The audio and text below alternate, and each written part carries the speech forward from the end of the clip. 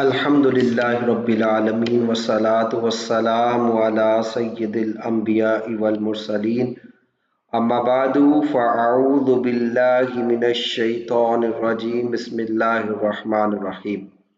عزیز طلباء، ابھی تک جو ہم پڑھ چکے ہیں اس میں سب سے پہلے ہم نے لفظ کی تعریف پڑھی تھی کہ لفظ انسان جو کچھ منہ سے نکالتا ہے اس کو لفظ کہتے ہیں۔ پھر لفظ کی ہم نے اقسام پڑھی تھیں کہ اس کی دو قسمیں ہیں۔ ایک اس کی قسم ہے بامعنی لفظ جس کو لفظ مستعمل بھی کہتے ہیں، اور دوسری بے معنی لفظ جس کو لفظ محمل بھی کہتے ہیں۔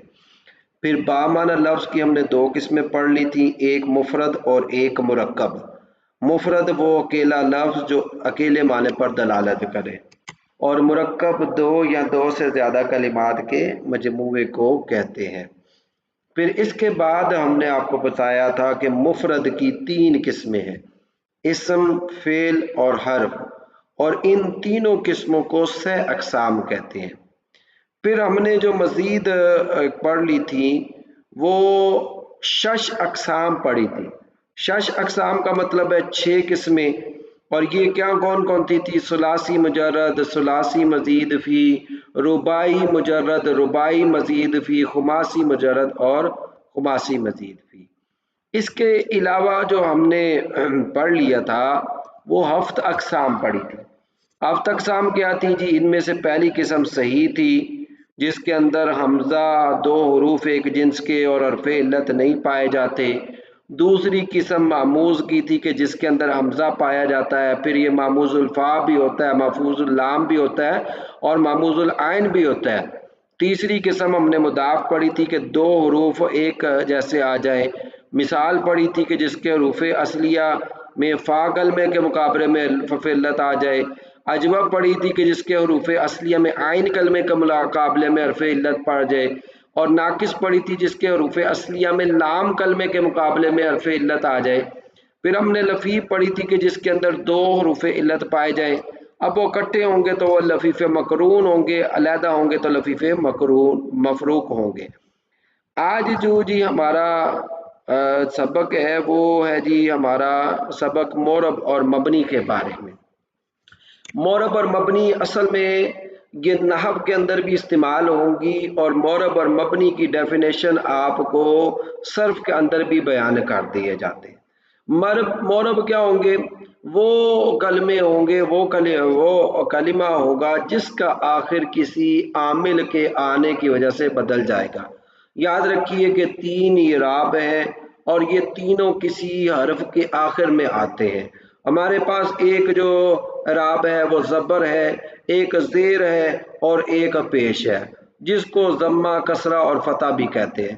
وہ انشاءاللہ مشکل نام ہے، لیکن وہ بھی آپ یاد رکھ لیں تو بہت اچھی بات ہے، کیونکہ بار بار فتح استعمال ہوگا، ضمہ استعمال ہوگا اور اسی طرح کسرہ استعمال ہوگا، تو اس کی بھی ہم تفصیل آ جاتی ہے، لیکن اگر نہیں بھی آتی تو کوئی بات نہیں، آپ زبر زیر پیش کے ذریعے بھی یہ چیزیں یاد رکھ لیں، کیونکہ مقصد کوئی بہت گہری اصطلاحات ہمارا یاد کرنا نہیں، مقصد ابتدائی طالب علموں کا یہ ہے کہ ان کو جو ہے صرف آ جائے، بھائی نحو آ جائے۔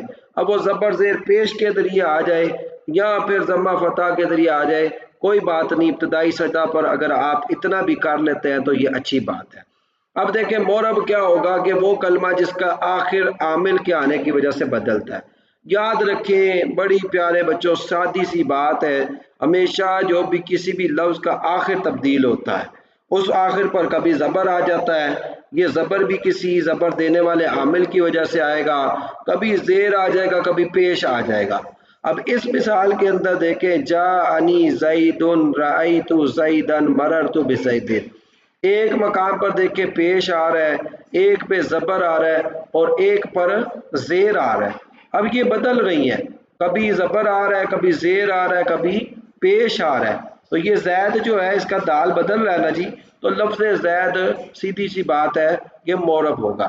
اب ہم اگر آگے جاتے ہیں مبنی پہ، تو مبنی وہ کلمہ ہوگا کہ جی کوئی بھی دنیا جہاں کا اس پہ عامل آ جائے، اس کو زبر دینے والا، زیر دینے والا، پیش دینے والا عامل آ جائے، اس کے اندر کوئی تبدیلی نہیں آنی۔ جیسے لفظ ہاؤلائی، اب جاءنی ہاؤلائی، رأیت ہاؤلائی، مررت بی ہاؤلائی، کوئی بھی آ گیا عامل یہ ہمیشہ ہاؤلائی حمزہ کے نیچے زیر ہی رہتے ہیں۔ اسی طرح لم یضربنا، لن یضربنا، لا یضربنا، ٹھیک ہے، ہمیشہ جی یہ نون پر زبر رہے گا۔ اب ویسے معرب مبنی کا زیادہ تعلق تو بچوں نحو کے ساتھ ہے، لیکن اس کا تھوڑا سا صرف میں بھی آپ کو ایک ہلکا سا آگاہی کر دی جاتی ہے۔ اب دیکھیں ہمارے صرف کے اندر زیادہ تر تعلق جو ہے افعال کے ساتھ ہے، کیونکہ اسم کا زیادہ تعلق جو ہے وہ نحو کے ساتھ ہے۔ اب فعل کے اندر کون کون سے معرب ہوں گے؟ جی یاد رکھیں فعل کے اندر جو ہے فعل ماضی کی 14 کے 14 سیغے وہ مبنی ہے، فعل ماضی کے پورے 14 سیغے مبنی ہیں۔ امر حاضر کے جو 6 سیغے ہوں گے وہ آپ کو بتائیں گے، یہ سارے مبنی ہیں۔ فعل مضارع کے جو 2 سیغے ہیں جمع مؤنث حاضر و غائب یہ بھی مبنی ہے، پوری نون تاکید ثقیلہ اور خفیفہ یہ مبنی ہوں گے، ان پر کوئی بھی عامل آئے گا تو جی یہ تبدیل نہیں ہوں گے۔ اگلا جو ہمارے پاس دیکھیں کہ معرب کے اعراب، اس میں معرب کے جی اعراب، یہ ایک بڑا اہم سا سبق ہوتا ہے کہ جی معرب کے اعراب کیا ہے، مبنی کے اعراب کیا ہے۔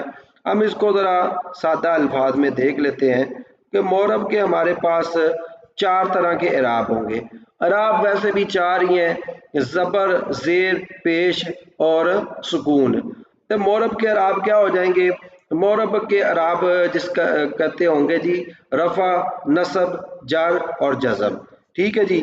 اب جس کلمے پہ آپ کو رفع نظر آئے ہم کہیں گے کہ یہ کلمہ مرفوع ہے، جس پر آپ کو جو ہے پیش نظر آئے وہ مرفوع ہے، جس پر آپ کو زبر آئے تو ہم کہیں گے کہ جی یہ کلمہ منصوب ہے، جس کلمے پہ آپ کو جر یعنی زیر نظر آئے ہم کہیں گے یہ مجرور ہے، اور جس کلمے پر جزم و سکون ہو اس کو کہیں گے کہ جی یہ مجزوم ہے۔ جر کا استعمال کہتے ہیں جی، جر کا استعمال اسماء میں اور جزم کا استعمال افعال میں ہوتا ہے۔ یہ بہرحال تھوڑی سی وہ ایک ٹیکنیکل بات ہے۔ اب ذرا مبنی کے اعراب دیکھ لیں۔ مبنی کے اعراب کے اندر جو ہے وہ ہے ضم، فتح، کسر، سکون۔ ضم پیش کو، فتح زبر کو، کسر سکون وہ زیر کو، اور سکون ساکن کو۔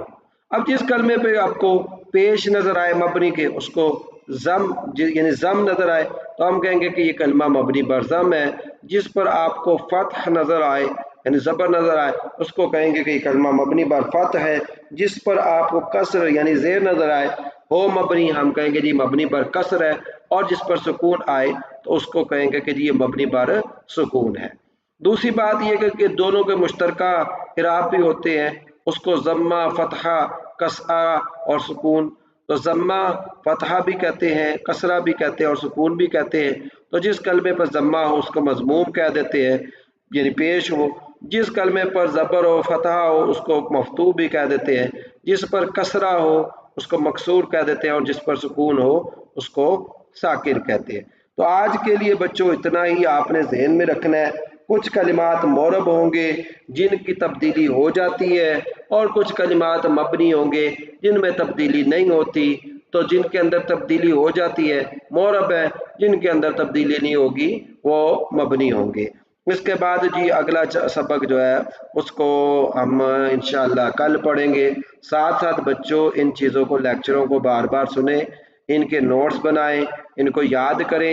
یہ کچھ یہ تقریباً 7واں 8واں ہمارا سبق ہے۔ آپ اس کو رٹے لگائیں، جتنے زیادہ رٹے لگائیں اتنا آپ کا پکا ہوگا۔ جب آپ کا یہ پکا ہو جائے گا اس کے بعد میں آپ کو بتاؤں گا کہ اب سیکھے کیسے کرنے ہیں۔